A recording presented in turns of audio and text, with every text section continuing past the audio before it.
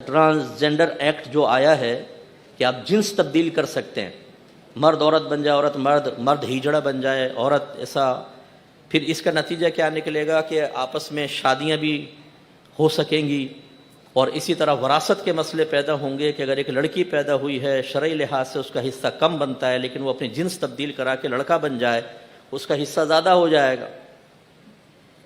اور اس ایکٹ کو، اس قانون کو بہت سارے لوگ پروٹیکٹ کر رہے ہیں کیونکہ ان کو اپنا مطلب حل ہوتا نظر آتا ہے نا۔ پروفیسر صاحب بھی بعض ایسے ہوتے ہیں کہ جو اپنا، لڑکیاں سامنے بیٹھی ہیں، کو ایجوکیشن ہے، تو وہ اپنا بھی مطلب حل کر رہے ہوتے ہیں اسی چکر کے اندر۔ تو ایک ہدایت ہمارے نوجوان حاصل کر رہے ہیں اس آزاد ذہن رکھنے والے گروہ سے۔ ایک صاحب کے بارے میں مجھے بتایا کہ وہ لڑکیوں کو لے گئے ہر قسم کے عبادت خانے میں، مندروں میں لے گئے، پاکستان کی کراچی کی بات کر رہا ہوں آپ، مندروں میں لے گئے، چرچز میں لے گئے، بھائی جا کر دیکھیں کون کیا کر رہا ہے۔ ارے بھائی کون کیا کر رہا ہے؟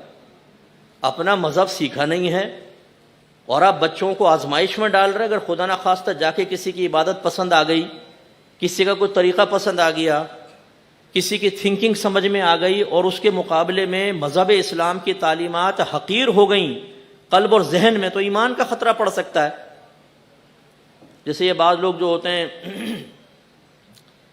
ریسرچر پیدائشی گھر سے، جی ہم گوگل پہ سرچ کرتے ہیں، ہر چیز ریسرچ کر رہے ہیں گوگل پر۔ بھائی دیکھو ہر مذہب کو پڑھنا چاہیے، دیکھو بھائی تقریر سب کی سنو پھر فیصلہ کرو۔ اس قسم کے لوگ جو ہوتے ہیں جنہوں نے اپنے دین اور مذہب پہلے سیکھا ہی نہیں ہے، جن کو ABC نہیں آتی، جن کو فنڈامنٹلز نہیں آتے، وہ جب اس میں کود جاتے ہیں تو اس کی مثال بالکل ایسی ہے جیسے کوئی آپ سے کہے کہ دیکھو بیٹا گاڑی چلانی آتی ہے، نہیں، تم ایسا کرو گاڑی میں بیٹھو، اللہ کا نام لے کے ریس دو، دیکھو کیا ہوتا ہے، سب اللہ بھلا کرے گا۔ کبھی بیٹھیں گے آپ؟ بولیے، نہیں بیٹھیں گے۔ کیوں؟ خطرہ ہے بھائی، ماریں گے لوگوں کو۔ لیکن دین ایک اتنا مظلوم ہو چکا ہے، سب کچھ سنو پھر فیصلہ کرو کون صحیح ہے کون غلط۔ آپ خود ریسرچ کریں، ان مولویوں کی سوچ کے پیچھے نہ چلیں، یہی گمراہ کر رہے ہیں پوری قوم کو۔ ہاں یہ پپو صالح آیا ہے، اس کی مان لو تو تم منزل پہ پہنچ جاؤ گے، اور ہم تو سب کو جہنم کا راستہ دکھا رہے ہیں۔ یہ ہے پپو اعظم اس دنیا کا۔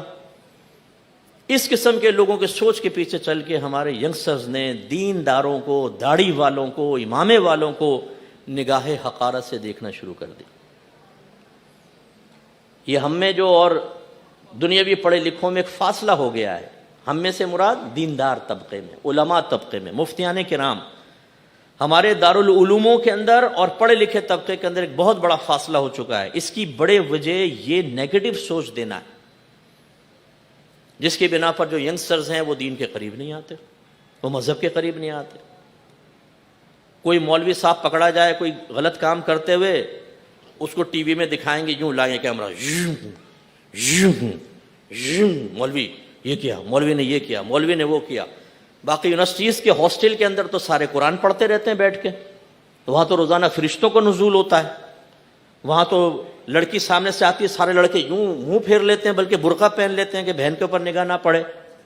ہر قسم کی خرافات وہاں پر ہو رہی ہے، لیکن ٹارگٹ کس کو بنایا جاتا ہے؟ دیندار کو بنایا جاتا ہے، تاکہ یہ بدنام ہو، لوگ ان سے بدظن ہوں، یا کوئی ایک ایسا شخص منتخب کر لیا جاتا ہے جو کسی حوالے سے ملک میں بدنام ہو، اسے بنیاد بنا کر پورے قبیلے کو بدنام کر دیتے۔ دیکھو یہ ہے مولوی، یہ ان مولویوں سے تو خدا بچائے۔ بھائی وہ مولوی ہے، مولویوں نہیں ہیں۔ ایک آدمی غلط کام کرے، سارے کیسے غلط ہو سکتے ہیں؟ آپ کے خاندان میں سارے فرشتہ صفت ہیں، یا کوئی خطا ہوتی ہے ان سے، کوئی گناہ ہو جاتا ہے، کسی نے چوری کی ہوگی، کسی نے زنا کیا ہوگا، کوئی بے نمازی ہوگا، تو اگر ایک شخص کو بنیاد بنا کر آپ کے پورے خاندان کے اوپر ٹونٹنگ کی جائے، پورے خاندان پہ الزام لگایا جائے، کیسے ٹھیک ہو سکتا ہے؟ لیکن یہ سازش ہے کہ دینداروں سے بدگمان کرنے کے لیے، بدظن کرنے کے لیے ایسا کسی شخص کو بنیاد بنا کر اور سب کو لپیٹے میں لے لیا جاتا ہے، اور یہ سوچ دی جاتی ہے بچوں کو خاص طور پر۔ تو اب قرآن تو بہت پیچھے، اب جی ٹیچر بتائے گا۔ ایسے ہی ایک اور گروہ نکلا ہے، میں اپنے نوجوانوں سے خاص طور پہ گزارش کرتا ہوں، ہم ہیں اہل سنت و جماعت. اہل سنہ اسے کہتے ہیں جو نبی کریم کے طریقے پر چلے. اہل جماعت اسے کہتے ہیں جو صحابہ کرام کی جماعت کے طریقے پر چلے. پھر ہم ان دونوں کو ملا کے کہتے ہیں اہل السنہ والجماعہ، یا اردو میں اہل سنت و جماعت کہہ دیتے ہیں. ہم ہیں اہل سنت و جماعت. لیکن کچھ لوگ ایسے ہیں کہ جو ہمارے عقائد سے تعلق نہیں رکھتے، وہ ہمیں قدم قدم پر کافر و مشرک کہتے ہیں، بدعتی کہتے ہیں. ان کے نزدیک صرف وہ صاحب ایمان ہیں، باقی کائنات میں کوئی ایمان والا نہیں ہے. جب تک کہ ہم ان کے سامنے توبہ کر کے کلمہ نہ پڑھیں ہم سب جہنم میں جائیں گے. وہ ہمارے اکابرین کو ایسی سی باتیں بیان کرتے ہیں کہ اگر اکابرین پر ان باتوں کو اپلائی کیا جائے، نہ کوئی صحابی جنتی ہو سکتا ہے، نہ فقیہ جنتی ہو سکتا ہے، نہ تابعی جنتی ہو سکتا ہے، ہر ایک مشرک ہو جائے گا. لیکن ہمارے نوجوان اور خصوصاً جو میری بچیاں مجھے گھر میں رہ کے سن رہی ہیں، چونکہ ہمیں بیس تو ملتی نہیں ہے. سنیوں کے اندر کوئی ایک عورت مجھے ایسی بتا دے کہ جو عالمہ مشہور اور معروف ہو اور وہ عورتوں کو اپنے گرد جمع کر کے ان کی اچھی تربیت کر سکے. برا تو بہت لوگ مان جاتے ہیں، جی مفتی صاحب پٹڑی سے اتر گئے.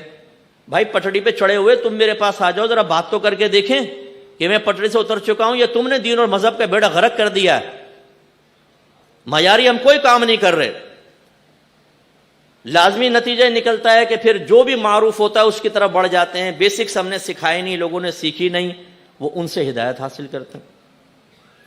تو اب ایک ایسا گروہ آیا جس نے یہ نعرہ لگایا، قرآن کو خود سمجھو، کسی مولوی سے نہ سمجھو. تفاسیر مت پڑھو، یہ مختلف ہیں تفاسیر، کوئی کچھ کہہ رہا ہے کوئی کچھ کہہ رہا ہے. آپ خود ترجمہ پڑھیں اور قرآن کو خود سمجھیں. اچھا جی، اب کون سا ترجمہ پڑھیں یہ بھی بتا دو ذرا. ترجمہ پڑھنا ہے نا، کون سا پڑھیں؟ وہ ہمارا پڑھو. اچھا پڑھ لیا، سمجھ میں نہیں آ رہا، ہمارے ادارے میں داخلہ لو، ہم تمہیں بتائیں گے. یعنی یہ اپنے گرد جمع کرنے کا ایک بہترین وار ہے. اب وہ ہمارے ینگسٹرز کو گھیر رہے ہیں، خاص طور پہ بچیوں کو. ہمارے پاس آئیں، ترجمہ قرآن سیکھیں تاکہ آپ کو صحیح قرآن سمجھ میں آئے. اب ہم یہ نہیں سوچتے، ہمارے گھر والے، ہماری بچیاں نہیں سوچتی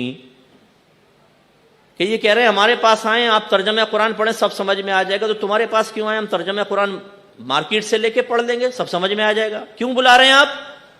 وہ اس لیے بلا رہے ہیں تاکہ بلانے کے بعد ترجمہ قرآن کے نام پر اپنی منمانی تفسیر بیان کر کے ہمارے 1400 سال کے اکابرین کو کافر اور مشرک قرار دیا جا سکے. ہمارا رابطہ ان اکابرین سے توڑ کر اپنے ساتھ وہ جوڑنا چاہتے ہیں، اور جب اپنے ساتھ جوڑ دیں گے تو قرآن کی منمانی تشہیر کریں گے اور ہمارے نوجوان تباہ و برباد ہوں گے. اور خصوصاً ایک ماں، ایک بچی جو عنقریب ماں بننے والی ہے اور وہ بچوں کی پہلی تربیت گاہ ہے، وہ تباہ ہوگی. لیکن ہم لوگ بھیجتے ہیں اپنی بچیوں کو، جا رہی ہیں بچیاں اور وہ خرابی پیدا ہوتی ہے. ایک صاحب مجھے ایسے ہی مل گئے، وہ قرآن لے آیا، یہ عالم بننے سے بھی پہلے کی بات تھی. میں ایک جگہ بیان کر کے آیا، کہنے لگے دیکھیں آپ نے یہ بیان کیا، قرآن پڑھیں آپ سب سمجھ میں آتا ہے، ترجمہ قرآن پڑھیں سب سمجھ میں آتا ہے. ہاتھ میں قرآن لیا ہوا، میں کہ ادھر لاؤ، کھولو. کھولا، میں نے ترجمے پہ ہاتھ رکھ لیا. میں نے کہا ربی عبارت کا ترجمہ کر کے بتاؤ. تھوڑی دیر دیکھتا رہا. آپ کیا ترجمہ کرے گا؟ جس کو ترجمہ تک کرنا نہیں آتا وہ آپ کی ہدایت کا سامان کرے گا. تو یہ بھی ایک تعلیم ہے جس کو ہم اختیار کر رہے ہیں، لیکن چونکہ ہمارے پاس بیس نہیں ہے، ہم نے اپنا تعلق حقیقتاً قرآن سے چھوڑ دیا، توڑ دیا، تو خرابی پیدا ہو رہی ہے.